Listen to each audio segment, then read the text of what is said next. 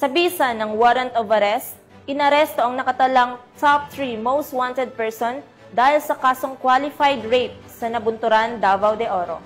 Narito ang detalye ng report mula kay Patrolwoman Reyna Rose Disipulo. Ito September 15 taong kasalukuyan ang isang kinilala na si alias Francisco, 66 anyos, isang lokal na magsasaka na pangatlo sa listahan ng most wanted person sa munisipyo. Ang pagkaka-aresto ay bunga na isinasagawang manhunt operation ng tracker team ng Nabunturan Municipal Police Station.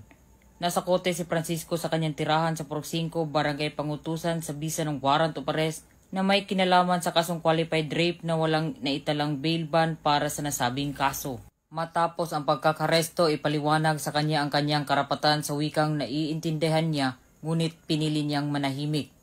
Dinala rin siya sa Nabunturan Municipal Health Office para sa kinakailangang medikal na pagsusuri. Sa kasalukuyan, ang akusado ay nasa kustudiya ng Nabunturan Municipal Police Station para sa karampatang legal na proseso.